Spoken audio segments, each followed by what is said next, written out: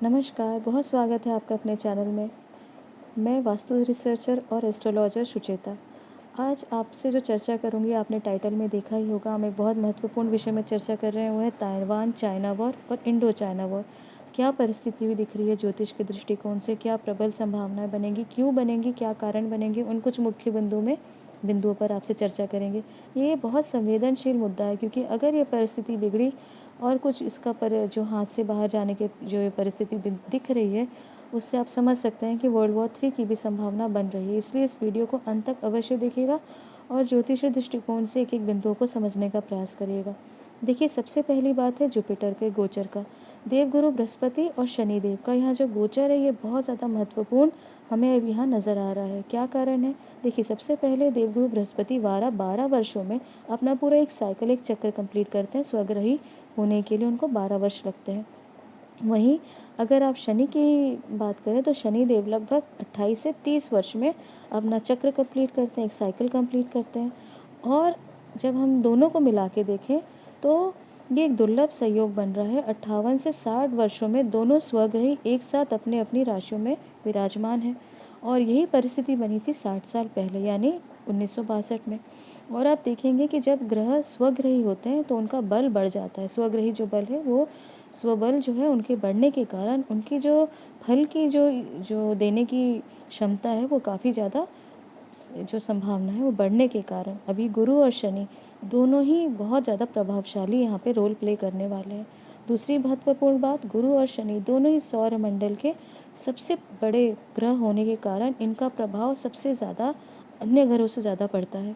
और आप जानते हैं, देवगुरु बृहस्पति धर्म के देवता हैं और धर्म हमें हमेशा सत्कर्म के प्रथा की तरफ बढ़ाने का, ज्ञान प्राप्ति के लिए लोगों का भी, अभी आप रुझान देखेंगे, ज्ञान धर्म के प्रति लोगों का बहुत ज़्यादा रुझान बढ़ेगा। उपवास आदि जो लोग नहीं भी रखते थे, उन्होंने वो भी शुरू करेंगे और अपने धर्म को समझने का प्रयास करेंगे। यहाँ नहीं, यही तक नहीं, लोग जो अकल्ट नॉलेज है, जैसे वास्तु, ज्योतिष या आयुर्वेद, उसको भी अपने जीवन में अपनाते हुए नजर आएंगे।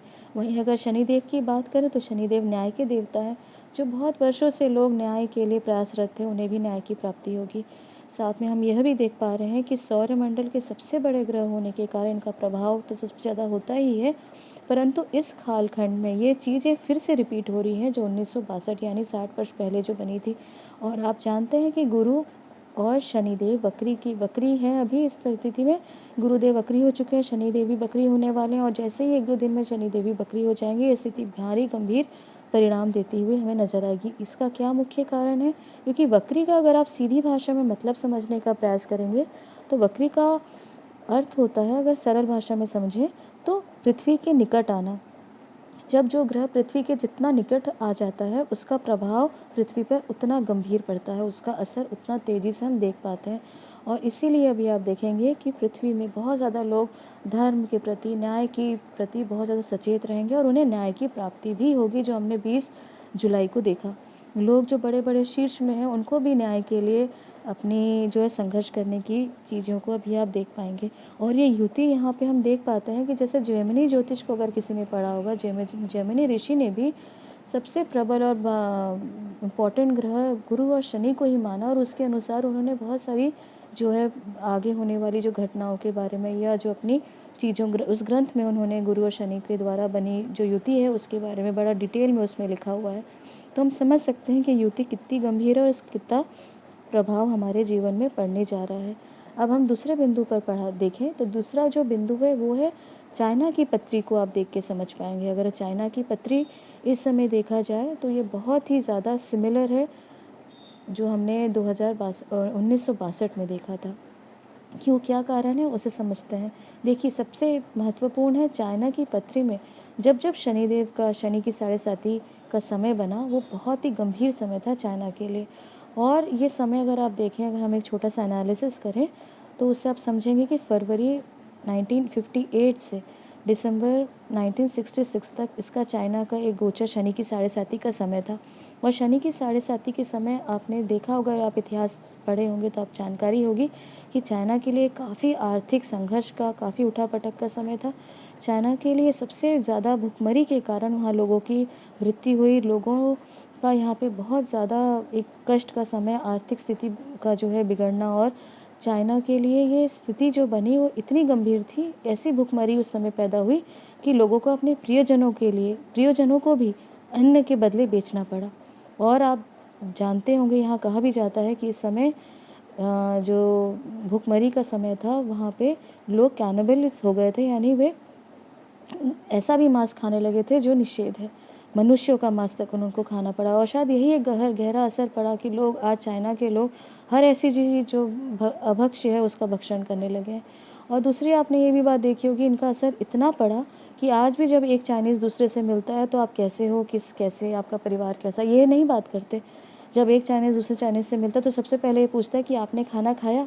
ये पहला शब्द उनके मुँह से निकलता है, क्योंकि उस स्थिति इतनी गंभीर उनके जीवन में ये परिस्थिति बनी कि आज भी उनको इस तरीके से उनका एक जीवन का एक सोचने का ढंग ही बदल गया। और यही आप देखेंगे कि जो ये समय भुखमरी का, हज़ारों जो लाखों लोग भुखमरी से मरे, उसका मुख्य कारण क्या था? क्यों मर गए लोग? क्या कारण बना? पानी या तूफ़ान, उपद्रव भी? किस प्रकार से यहाँ की जो इतनी बड़ी भुखमरी हुई? उसका मात्र एक कारण था, और वो एक कारण है एक छोटा-सा पक्षी गोरैया। आप जानते होंगे कि इतनी बड़ी भुखमरी का कारण बना एक छोटा-सा पक्षी, स्पैरो जिसको हम इंग्लिश में कहते हैं, और इस प्रजाति के कारण ही हज़ारों लाखों लोग, चाइनीज़ लोगों को मृत्यु के घाट उतरना पड़ा। और इसका क्या कारण था?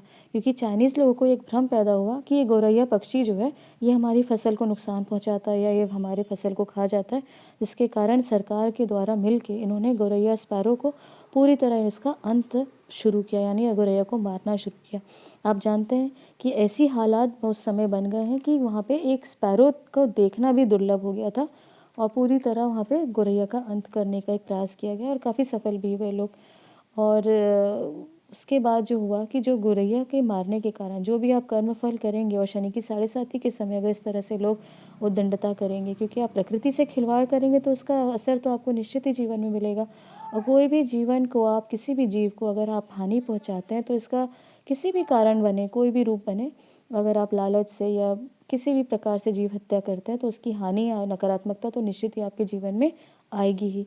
अब फसल जो थी गौरैया के अंत होने के कारण, गौरैया खाती थी कीट पतंगों को और पेस्ट्स को। और यहाँ अब क्या हुआ कि कीड़े और जीव जंतु, जो छोटे पेस्ट से जिसको हम कीट पतंगे आदि कहते हैं, उन्होंने ही पूरी फसल जो है वो चाइना की चौपट कर दी। चाइना में इतनी भुखमरी आई कि वहाँ पे एक मृत्यु का तांडव वहाँ पे देखा गया। और यही कारण था कि चाइना में जो ये साढ़े साती का इतना जो भी न्याय हुआ और बहुत सारे लोगों को अपनी जान से हाथ धोना पड़ा, क्योंकि प्रकृति से खिलवाड़ एक बहुत बड़ा गंभीर उनके जीवन में इसका कारण बना। दूसरी हम साढ़े साती देखते हैं, वो है चाइना में दिसंबर 1987 से जून 1995 में एक फिर से उनकी जो चाइना की पत्री में एक साढ़े साती का योग बनता है। इस समय भी काफ़ी आर्थिक अस्थिरता का, जन आंदोलन का समय था। आपने इतिहास देखा हो तो पढ़ा होगा कि भीषण परिस्थिति का निर्माण हुआ था। और यहाँ पे एक तियानविन चौक करके, तियानविन स्क्वायर करके एक जो घटना का, वहाँ पे 200 से ज़्यादा लोगों को मार दिया गया टैंकों के नीचे कुचल के। चाइनीज़ सरकार ने चाइनीज़ लोगों को ही मारा, और इतनी भीषण तरीके से मारा कि वहाँ पे टैंकरों से ही कुचल के उनके प्रोटेस्ट को बंद कर ख़त्म करा गया था। और इस तरह से ये एक बड़ी आर्थिक स्थिति वहाँ पे बनती हुई नज़र आती है। अभी अगर हाल फिलहाल की बात करें तो फिर से साढ़े साती जो शुरू हुई है चाइना में, वो है दिसंबर 2017 से, और ये चलेगी मार्च 2025 तक। और ये चाइनीज़ साढ़े साती जो भी इनके कैलेंडर में चल रही है, ये भी बहुत ज़्यादा एक विनाशक हमको एक कारण दिखता है। जैसे कि उस समय जो पहली साढ़े साती जिसकी मैंने आपकी चर्चा की, उस समय चाइनीज़ सरकार ने गौरैया को मारने का एक पाप किया, और इस समय इंसानों को करुणा के माध्यम से। और उन्हें ये भ्रम था कि हमारी इकोनॉमी है, दूसरे देशों की इकोनॉमी ख़त्म हो जाएगी, या वहाँ पे पीपीई किट जो है, मेडिसिन की अवेलेबिलिटी नहीं रहेगी। और उन्होंने सब कुछ फैसिलिटी अपनी प्रोवाइड अपनी बना के रखी, और उससे काफ़ी पैसे भी कमाए। पीपीटी जो किट बेच के, या मेडिसिन्स जो है वैक्सीनेशन को उन्होंने सप्लाई किया। और उनको एक भ्रम था कि इससे निश्चित ही, क्योंकि बाकी देशों में इसका एक बड़ा प्रकोप होगा और वहाँ की इकोनॉमी ख़त्म हो जाएगी। और दूसरा एक और कारण था चाइना में कोरोना का फैलाने का, क्योंकि वहाँ पे एक बहुत बड़ी जनसंख्या, एक बहुत बड़ी आबादी है चाइना में, जो अनप्रोडक्टिव है। बीमार और बूढ़े लोगों को ख़त्म करने का भी एक षड्यंत्र था अगर आप देखें तो इतनी बड़ी इकोनॉमी में जो वहाँ पे आज भी इसके ऊपर रिसर्च की जाए तो देखेंगे कि एक बहुत बड़ी जनसंख्या जो तो अनप्रोडक्टिव थी, उसे कोरोना में सबसे ज़्यादा नुकसान हुआ है। लॉकडाउन लगाने के कारण वहाँ पे लोगों को प्रॉपर केयर, सर्विस और इलाज नहीं मिल पाया, जिसके कारण हज़ारों लोगों को अपने जीवन से हाथ धोना पड़ा। और दुनिया में भी इसका बहुत बड़ा जो इकोनॉमिक में हम असर देख पा रहे हैं।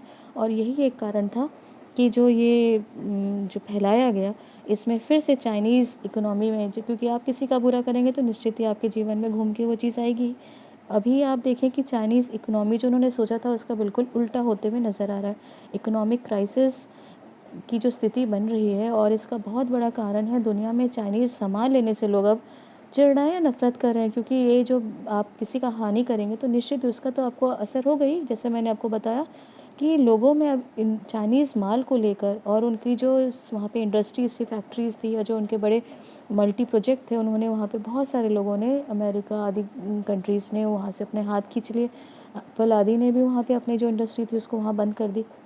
इसका असर ये हुआ कि वहाँ की इकोनॉमी क्रैश होना शुरू हुई, और वहाँ का रियल एस्टेट, एवरग्रैंड, जो उनका बहुत सारा जो उनकी जो कंपनीज़ थी वो बंद होने के कगार में आ गई। रियल एस्टेट मार्केट जो कोलैप्स हो गया, बैंकिंग सिस्टम है वो क्रश होने के कगार में पहुंच चुका है।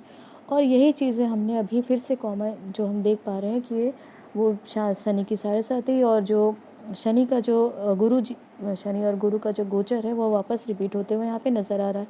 एक चीज़ कॉमन और थी कि इस समय भी चाइना ने हमारे ऊपर जो वॉर किया और चीट करके किया, किस तरह से हमको फंसाया और हमारे लाखों लोगों को घेर के हमारे वीर जवानों को उसने मारा।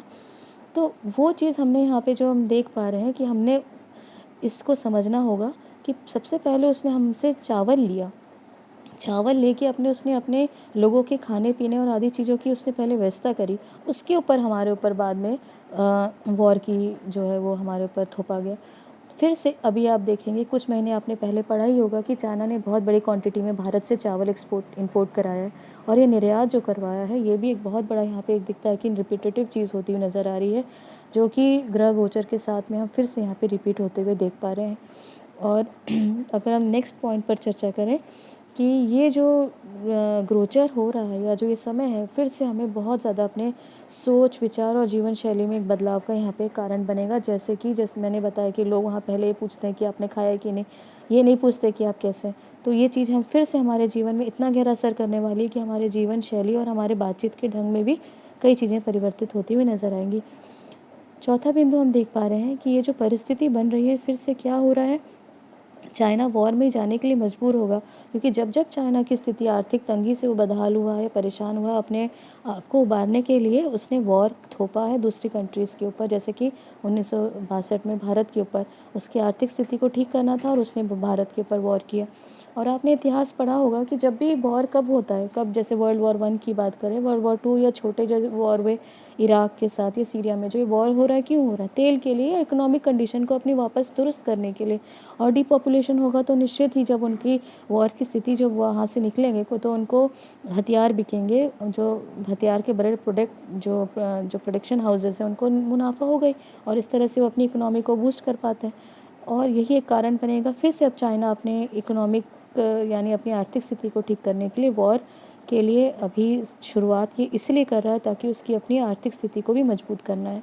अब हम ज्योतिष बिंदु से देखें कि चौथा बिंदु यह है कि सूर्य शनि का समसप्तक योग, अर्थात सूर्यदेव अभी मकर राशि में है और कर्क राशि में है और शनिदेव मकर राशि में, और दोनों की सप्तम दृष्टि आपस में पड़ रही है, जो कि बहुत ही नकारात्मक रिजल्ट हमें आते हुए नज़र आ रहा है, जो कि एक बड़ा भीषण एक योग बनता हुआ। इसको हम सूर्य शनि का समसप्तक योग के रूप में कहते हैं, जानते हैं। पांचवा बिंदु ये है कि मंगल राहु का अंगारक योग। आप जानते हैं अंगारक योग सबसे कठिन योगों में से एक योग है, जैसे गुरु चंडाल योग है, वैसी एक कठिन योग है अंगारक योग। जब जब अंगारक योग बनता है तो अग्निकांड का, लड़ाई झगड़े, भीषण युद्ध का और बम विस्फोट का, और हर जगह महाभारत अर्थात क्लेश के योग बनते हैं। जगह जगह लोग लड़ाई झगड़ा और रोड रेज, इस तरह से बहुत सारी आप घटनाएं देखेंगे। लोगों को अपने ऊपर कंट्रोल नहीं रहेगा और बहुत भीषण परिस्थिति निर्मित होती हुई नज़र आ रही है। इसलिए पहले भी वीडियो में मैंने कहा था कि जो महिलाएं भी हैं वो भी अपने कम से कम किचन में खाना बनाते समय भी ध्यान रखें कि कहीं ये योग उनके ऊपर तो काम नहीं कर रहा, अर्थात वहाँ कहीं कुछ खाना जलने की या इस तरह की स्थिति तो नहीं बन रही है। तो इस समय हमें बहुत संभाल के देखना चाहिए। और इसकी जो आप देखे होंगे कि बहुत यूरोपियन कंट्रीज़ में बहुत ज़्यादा भीषण गर्मी पड़ रही है, उसका भी यही कारण था। भारत में भी जो इतनी तेज़ गर्मी पड़ी थी, उसमें भी अंगारक योग का प्रबल योगदान था। और छठवां पॉइंट हम बात करेंगे सूर्य का दक्षिणायन होना। जब जब सूर्य दक्षिणायन होते हैं, आप समझ लीजिए कि हमारी जितनी भी सात्विक गतिविधियां हैं या जो हम पूजा पाठ से जो जुड़ी चीज़ें हमारी बढ़ जाती हैं, और हम जितने शुभ कर्म हैं अर्थात विवाह संस्कार, मुंडन संस्कार, गृह प्रवेश, नया बिजनेस स्टार्ट करना, ये सारी चीज़ें हमारी रुक जाती हैं, क्योंकि हम 6 महीने मानते हैं कि सूर्य की शक्ति कम होने से जो सात्विक एनर्जीज़ हैं उनकी कमी होने के कारण हमें पूरा लाभ नहीं मिल पाता। इसीलिए जब भी सूर्य दक्षिणायन होते हैं तो ये हमको, और इसे ये भी कहा जाता है देवताओं का जो दिन उत्तरायण होता है, वैसे दैत्यों की जो दिन की बात करें वो दक्षिणायन के रूप में मानी जाती है। इसलिए दैत्यों का दिन होने के लिए दैत्यों का उत्पाद बढ़ जाता है, और इसलिए दक्षिणायन के समय हम शुभ कर्मों को रोक देते हैं या उस समय हम करने से उससे बचते हैं। छठवां महत्वपूर्ण पॉइंट है यहाँ पे योग नक्षत्रों को देखा जाए तो काफ़ी ऐसे नक्षत्र एक्टिवेट हो चुके हैं जो कि बता रहे हैं कि चाइना वॉर के कारण काफ़ी स्थिति जो है वो गंभीर बनती हुई नजर आएगी। इंडो चाइना वॉर भी होते हुए नजर आएगा, क्योंकि योग ऐसे प्रबल होंगे। और ताइवान चाइना तो वॉर होते हुए हमको इस योगों के कारण बहुत सुलभ हो ही दिख ही रहा है कि इसका योग जो है बहुत आसानी से इसका एक्टिवेट होना नज़र आएगा, क्योंकि जो सिर्फ न्यूज़ में वो न्यूज़ में ही नहीं होगा, यथार्थ में भी स्थिति गंभीर परिणाम देने की स्थिति में है। और निश्चित ही मैंने अपने बहुत सारे वीडियो में बताया था कि 2022 का समय जो है वो एलओसी और एलएसी के माध्यम से भारत के लिए काफ़ी स्थिति मजबूत होगी। भले थोड़ा संघर्ष होगा, भले ये परिस्थिति अगर ज्योतिषीय विश्लेषण की जाए तो भारत के अंदर और भारत की कोस्टल सीमाओं में ही नहीं, भारत के अंदर भी एक वॉर की स्थिति उत्पन्न करती हुई नजर आएगी, परंतु अंततोगत्वा ये स्थिति जो है भारत के नियंत्रण में होगी और भारत के लिए सुखदायी परिणाम देने वाली होगी, क्योंकि एलओसी और एलएसी जो हमारी कब्जा कर ली गई ज़मीन है वो हमें वापस प्राप्त होने की पूरी संभावना दिख रही है। और इसके ऊपर मैंने कुछ वीडियोज़ भी बनाया, क्या गोचर हैं उसको भी मैंने अब उसमें चर्चा की, आप जाके देख सकते हैं। और ये छोटा सा विश्लेषण यहीं तक। और अगर आप दी गई जानकारी आपकी हमारी पसंद आए तो हमारे वीडियो को लाइक करें, चैनल को सब्सक्राइब करना बिल्कुल ना भूलें। और ये सब्सक्रिप्शन जो है आप सब्सक्राइब करते हैं बिल्कुल फ्री है, इससे हमारे नोटिफिकेशन जो है तुरंत आपको प्राप्त हो जाएंगे। और ये वीडियो यहीं समाप्त करते हैं। धन्यवाद।